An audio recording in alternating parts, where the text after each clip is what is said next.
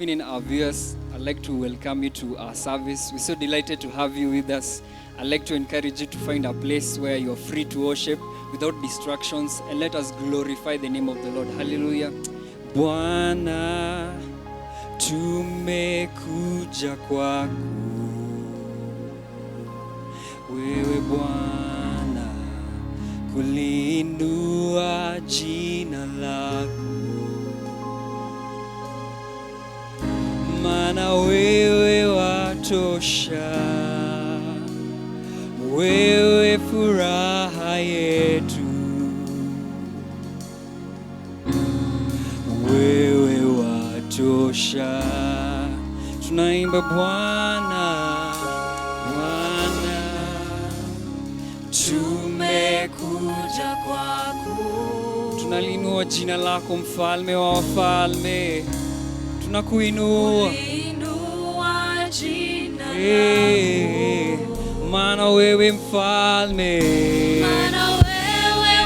Bwana wewe watosha, wewe furaha yetu, Bwana wewe Bwana, wewe watosha. Mara nyingine Bwana, tumekuja mahali hapa, Bwana tumekuja kwako, tunalinua jina lako, mfalme wa wafalme. Ulinua jina lako, maana wewe watosha, maana wewe watosha. Bwana watutosheleza, wewe ni furaha yetu, mfalme. Bwana wewe watosha.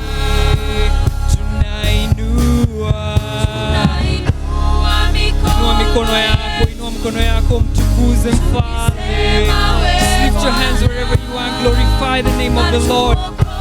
Wewe mfalme, tunasema mfalme, wewe Baba, wewe Yesu, Bwana wewe mfalme, wewe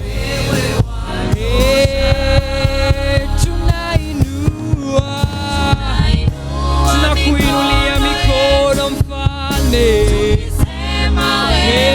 Hakuna kama wewe, hakuna kama wewe mfalme. Tunasema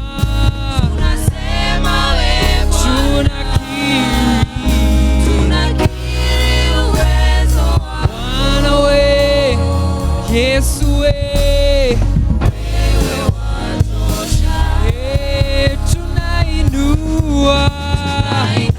Tunainua mikono yetu Bwana wewe kwako mfalme, watutosha Yesu, watutosha mfalme. Tunasema mfalme, na tunakiri mfalme uwezo wako wewe Bwana. Yes Lord, we admit Jehovah Lord, your power and your strength in our lives, Jehovah.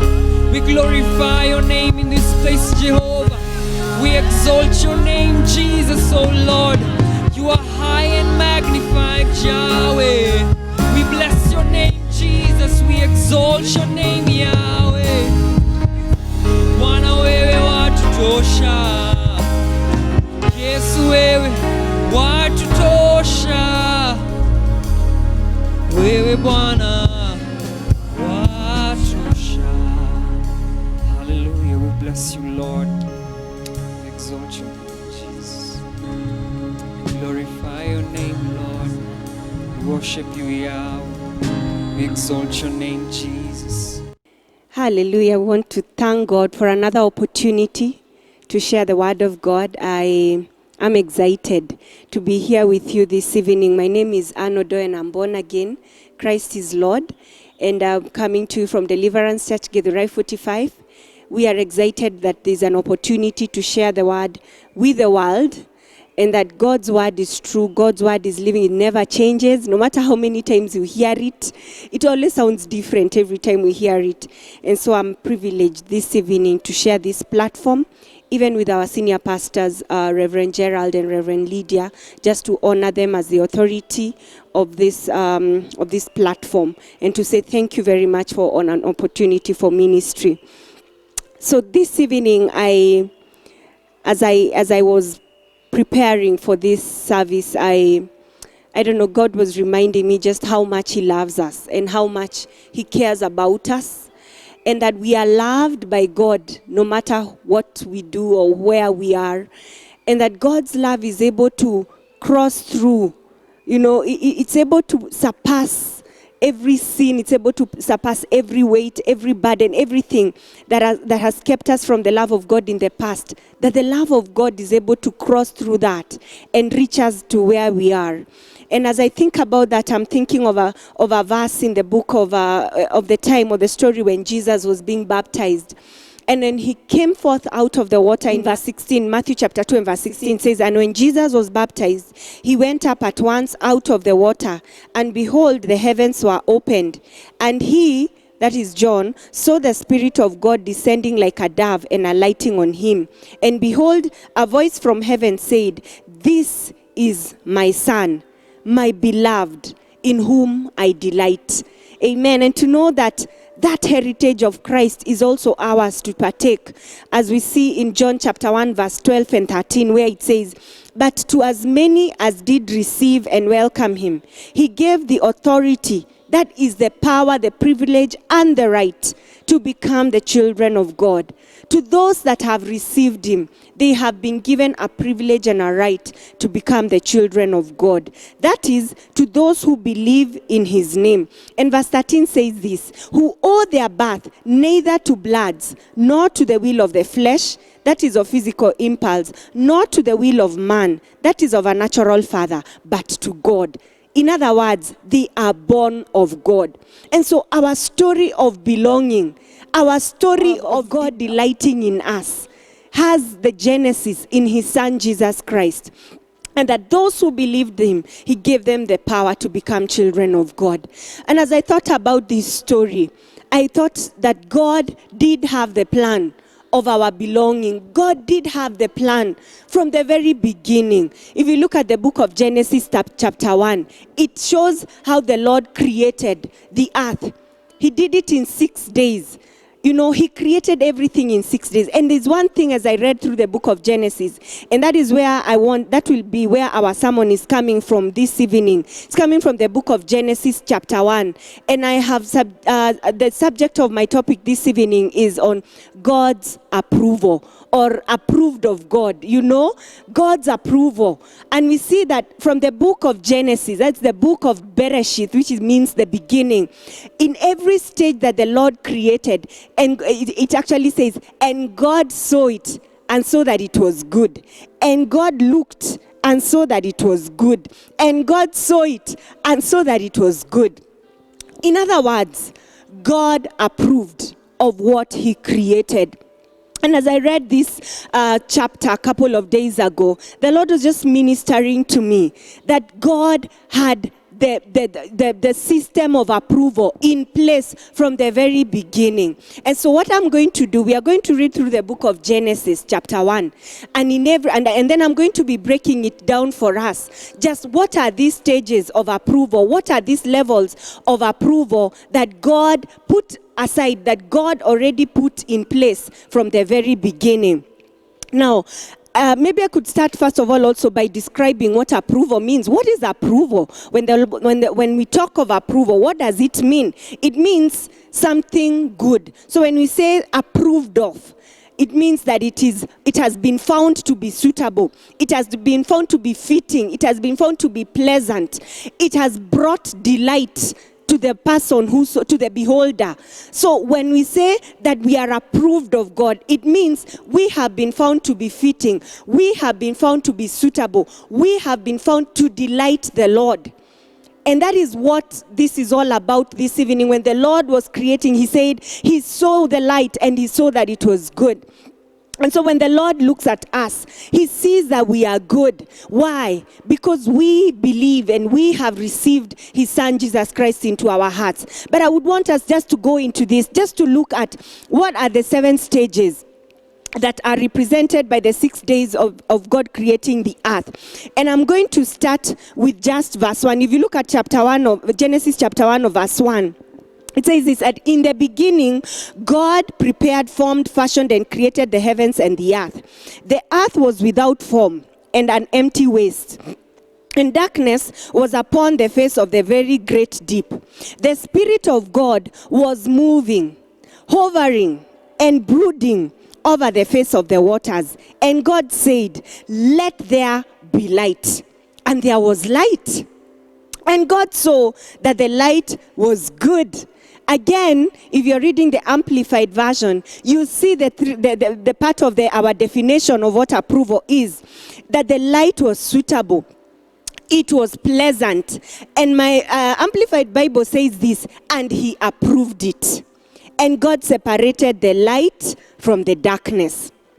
So from the very beginning, we begin to see a pattern of the Lord hovering, looking on at a dark, empty world, and brooding over it, looking at it almost with a sadness in his heart. When you hear the word brood, it sounds like he was just looking sadly, almost wondering, is there anything good that can come forth out of this darkness?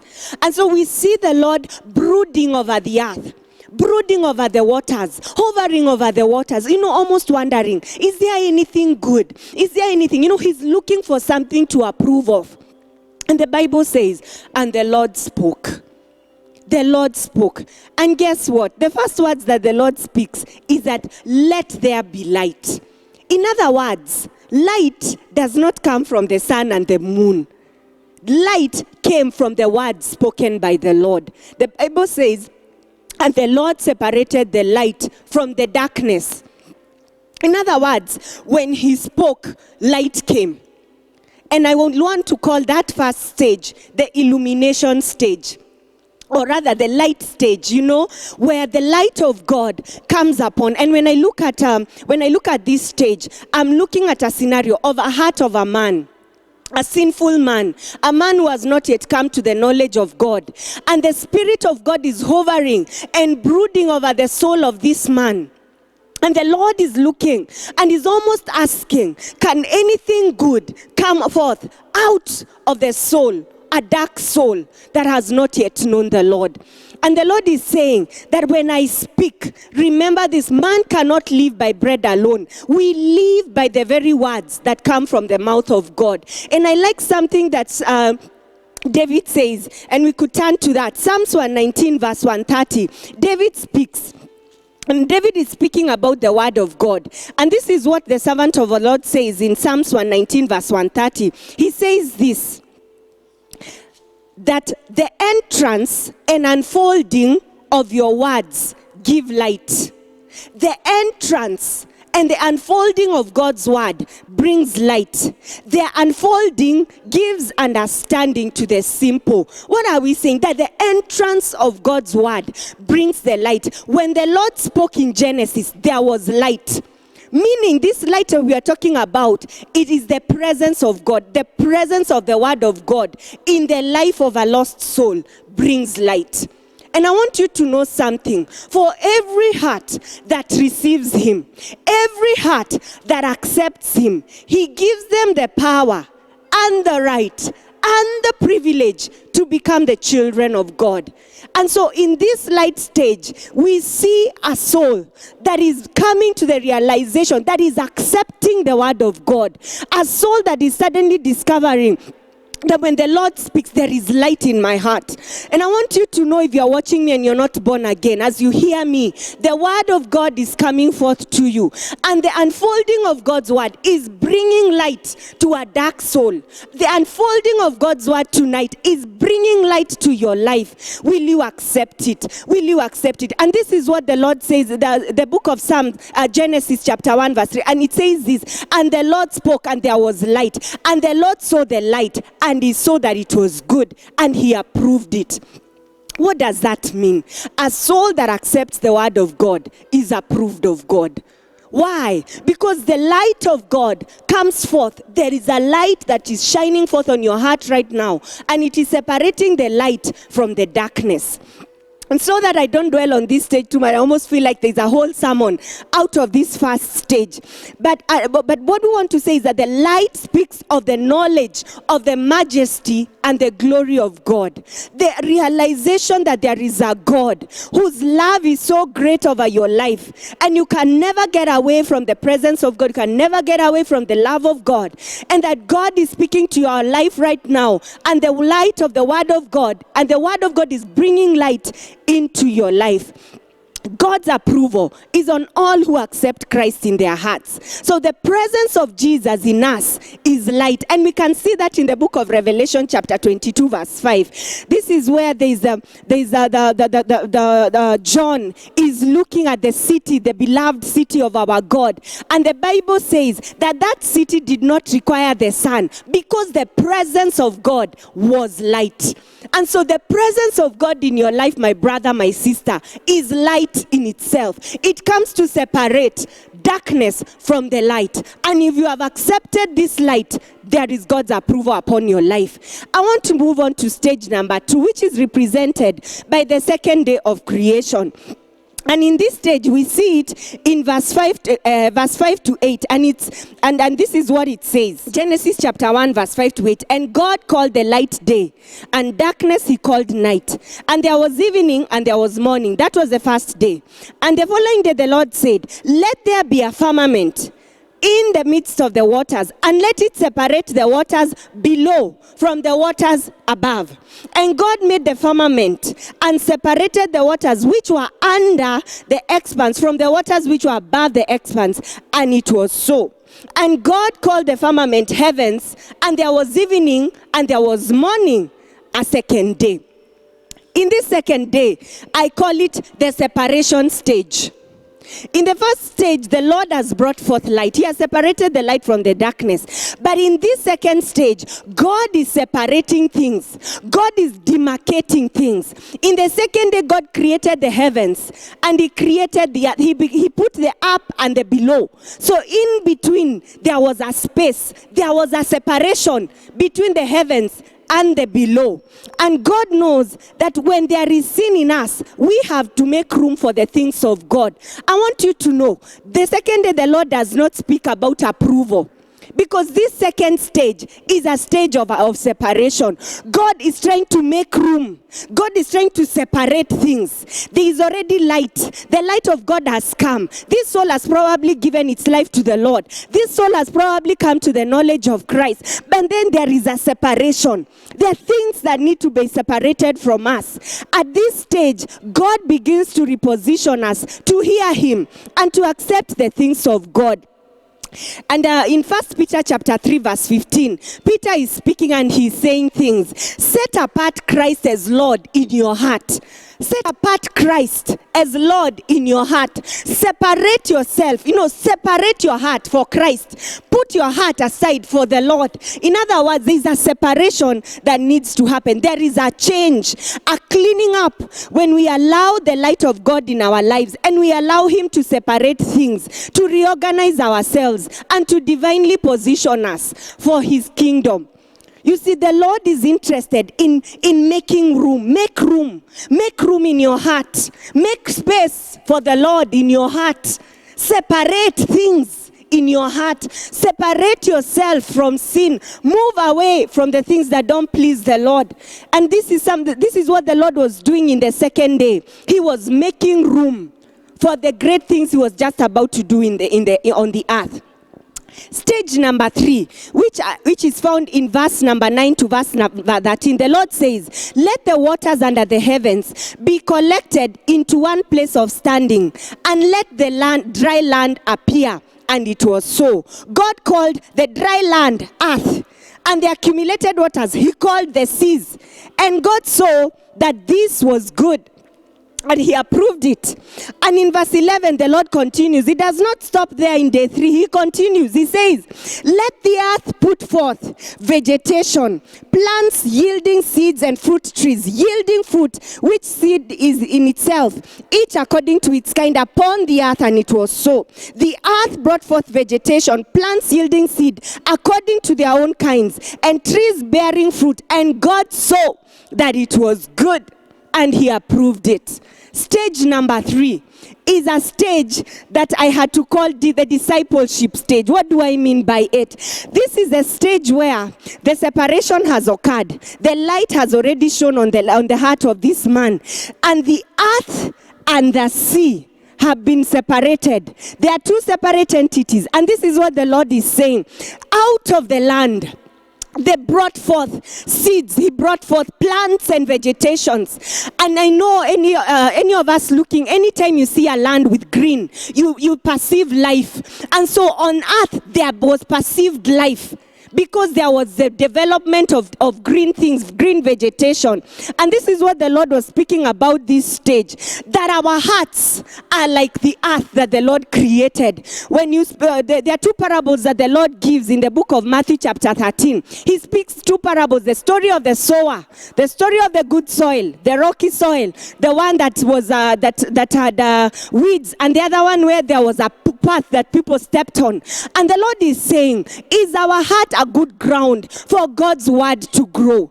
Is our heart separated? Is our heart ready to be separated, such that the word of God, which is being spoken to us even right now, is it taking root in us? Is it bringing forth vegetation? Is there life being seen out of us? This is the discipleship stage. It is the step where we read the word, we learn how to pray, we learn what baptism is, we learn how to give, we learn how to memorize scripture. It is the season of sprouting. It is the season of growth. It is the season of allowing the word of God to be implanted in us. In the same book of Matthew chapter 13, the Lord gives another parable, and he gives a story of a man who planted seeds. And then an enemy came and planted bad seeds at night. And it's only when the plants were grown, that's when they noted that there was the good crop, but then there was the bad crop, the bad weeds. And in the same way, the Lord has allowed that our hearts, out of our hearts, the Lord wants to bring forth good. That good will come forth out of you. And this is how we know that when the Lord was saying, he said that we will know them by their fruits. We will know you by your fruits. We will know you by what comes forth out of you. When the word of God is spoken unto you, do you receive the word of God? Is it taking root in your heart? Is it going to bear fruit? Is it going to be 30-fold, 60-fold, 100-fold harvest? Because that is what the Lord is doing in this third day. He separated the earth and the land, and the earth brought forth green vegetation. Thanks be to God. We have the Holy Spirit to help us even to grow in Jesus' name. And I want you to know, when there is growth in our lives, the Lord approves it. In stage number 4, I call it the shining stage. This is seen in the verse 14 and verse 18. Here on the 4th day, the Lord creates the sun, the moon, the stars, the heavenly bodies that we see. And there's something that I liked that the Lord says in verse 15. And let them be lights in the expanse of the sky to give light upon the earth. Hallelujah.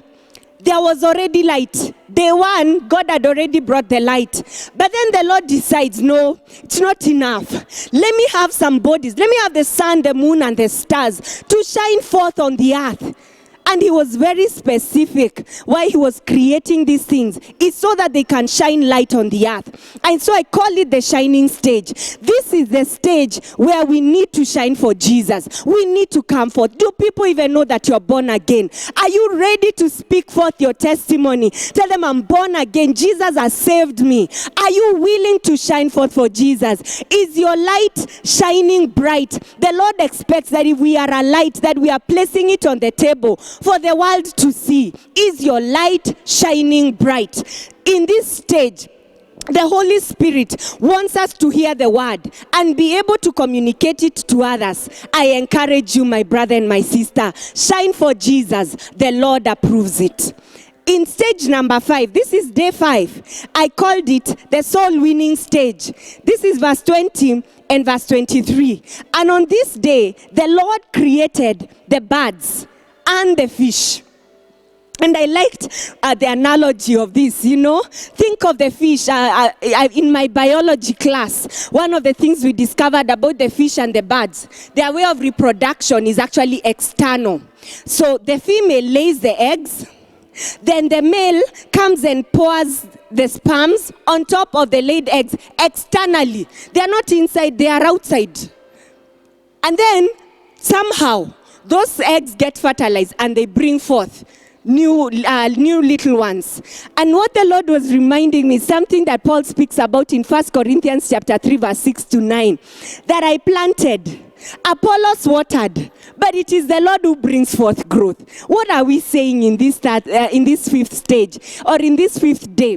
That the Lord is expecting us to sow seeds, water the seeds, because the Lord is the one who causes growth. Have you been discouraged with your soul winning? You're wondering, I keep telling them about Jesus, they don't get saved. My sister, you could be a planter, or you could be a waterer, but the Lord is the one who brings forth the harvest. I want to encourage you this evening. Go forth like the Lord speaks. He says this, and God blessed them in verse 22 of Genesis chapter 1. The Lord speaks and says to them, be fruitful, multiply, fill the waters in the sea, let the soul multiply in the earth. That is our calling, to multiply, to be fruitful. Keep speaking, keep planting seeds, keep watering them. May the Lord of the harvest bring forth the harvest in Jesus' name. My brother, my sister, have you been discouraged with soul winning? I want to encourage you today. Arise, do it again, because the Lord approves it. Amen. And then I'm going forth to day number 6. And in this 6th day, several things are happening on this day. And because very, very important things are happening, I've divided this day into 2. And I call the first stage the nurturing stage. And this is found in verse 24 of Genesis chapter 1. And Genesis chapter 1 verse 24 and verse 25. And this is what the Lord says. Let the earth bring forth creatures according to their kinds, livestock, creeping things, and wild beasts of the earth according to their kinds. And the Lord made them to bring things out of their own kind. Hey, I call it the nurturing stage. What do I mean by nurturing? On this day, the Lord creates animals that take care of their young. The livestock, the wild animals, they actually breastfeed their babies. They take care of their young ones. They teach their young ones. They teach them how to hunt. They teach them how to flee from the enemy. They teach them before they finally release them into the world. I called it the nurturing stage. And when I thought about this nurturing stage, the Lord brought forth Deuteronomy chapter 6 verse 6 to 9. And this is the Lord. He is speaking to it's Moses who is speaking to the Israelites, and he is telling them that you can only give what you have inside of you. If you could just turn to the book of Deuteronomy chapter 6 verse 6 to 9. And these words which I am commanding you this day shall first be in your own minds and in your heart. You can only give what you have. You can only nurture with what you have. You can only offer what you have. If the word of God is not in you, you cannot teach it to someone else. And so in this nurturing stage, this is what the Lord is saying. You shall sharpen them so that you shall make them penetrate and teach and impress them diligently upon the minds and the hearts of your children, and shall talk of them when you sit in your house and when you walk by the way and when you lie down and when you rise up. You shall bind them as a sign on your hand. They shall be as frontlets on your foreheads, and you shall write them upon the doorposts of your houses and on your gates. That is the word of the Lord. The Lord is calling us. Bring up. When the souls come to the Lord, don't just leave them alone. Don't leave them like the fish and the birds of the air. Then they just want to multiply. But the Lord is calling us to a higher calling. The calling of discipling. The calling of nurturing. Bring them up. Bring them up. Teach these things that you have heard. Teach them to others so that they can teach others also. The Lord is calling us onto another stage of pouring out. That is the one thing I love about being a mother, that I can pour my heart out onto little vessels, empty vessels. And the best thing that the Lord has given me is the ability to pour myself out into my children, pour the word of God onto children. And I can tell you, they can be physical, they can be spiritual. If you are struggling with nurturing believers, nurturing and parenting your own children, I want you to know that the Lord approves it. When you do it right, when you're bringing up your children in the ways that please the Lord approves it. My sister, my brother, have you given up in nurturing believers? Have you given up in discipling? Have you given up on a number whom you have tried to disciple and they've let you down? Come on, arise again. The Lord approves it in the name of Jesus. I want to move to the last stage. I can see my time is almost up. And I'm calling it the dominion stage. Because on day number 6, God did two things. He created the animals, but he also created man and woman. He created man. And we can see this in verse 26 to verse 31. And the Lord is saying this. He created man in his own image. In the image of God, he created him. I'm on verse 27. Male and female, he created them. And this is what the Lord says in verse 28. And God blessed them and said to them, be fruitful, multiply, fill the earth. This is the best part. Don't just be fruitful. This is what the Lord is saying. Subdue it. Subdue it. Have dominion over the fish, over the birds, over every living creature that moves upon the earth. I call this 7th stage the dominion stage. The Lord is calling us to take up the authority. Did I start by calling you a child of God? Did I start by saying that to them that believed, he gave them the power to become children of God? Hasn't the Son of God saved you, cleansed you, washed you, picked you up again, filled you, elevated you? The Lord has given you dominion. Sister, my brother, pick yourself up. The Lord is calling us, giving us the authority to preach, to train, to soul win, to rebuke the enemy, to dominate. That's what the Lord is calling us to do. We see that in Matthew 28, verse 18 to 20, when the Lord says, go ye into Jerusalem, go ye into Judea and Samaria, and to the ends of the earth, preaching the word of God. It is the dominion stage, a dominion of taking authority, speaking against the works of the enemy. When we go into prayer, we are not going intimidated. We are at a stage where the Lord has given us dominion over all the power of the enemy. And we see that in the book of Luke chapter 10 verse 19, where the Lord speaking to his disciples, he tells them, I have given you all authority over all the power of the enemy, over snakes and scorpions, that they will not harm you. That is the promise of our God. We have been given authority. And when we take up our authority, when we take up our dominion, the Lord approves it. God approves of us living in dominion completely. And what I liked best, even about Genesis chapter 1, even as I finish, and this is what verse 31 says, and God saw everything that he had made, and behold, it was very good, and he approved it completely. So our approval of God, those 7 stages that I've talked about, we need to move into those stages. We need to live in those 7 dominion stages, in those stages that God, because the Lord is saying, I approve it. I approve it when you accept my word. I approve it when you separate yourself from me. I approve it when you grow in the Lord, when we start to see the fruits of God coming forth out of you. I approve it when you shine for Jesus. I approve it when you disciple others. I approve it when you take dominion. That is what the Lord is calling us unto. And so even as I wind up, this is what the Lord is reminding us. In Zephaniah chapter 3 verse 17, when Zephaniah is talking and he's saying this, that the Lord exalts over us with singing. The Lord is pleased with us. I want you to know this, that the Lord is pleased with you. The Lord approves of you. Whatever happens, the Lord is for you and not against you. Zephaniah chapter 3 verse 17 says, the Lord your God is in the midst of you, a mighty one, a savior. He will rejoice over you with joy. He will rest and in silent satisfaction, and in his love he will be silent and make no mention of sins or even recall them. He will exalt over you with singing. The Lord exalts over us with singing. Are you there even as you're hearing me tonight and you're not born again? And you're wondering, how do I even get to the first stage? You get there by accepting Christ as your Lord. The word of God is reminding us that to all that received him,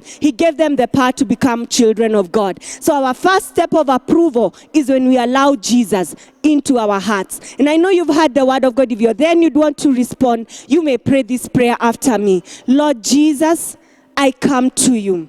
I am a sinner. I need you, Lord. Come into my heart. Make room inside of me. Come and be the Lord of my life. In Jesus' name I pray. Amen. If you're there and you've prayed that prayer, you can see the numbers on your screen. Do reach out to somebody who will pray over you. And if you're not near us, please find a Bible-believing church where you can attend. And when you get there, find the man of God and let them know that you've given your life to Jesus so that you can be helped and discipled. May the Lord God bless you. Thank you for listening. And you need to understand and know that God approves of you tonight. Amen and amen.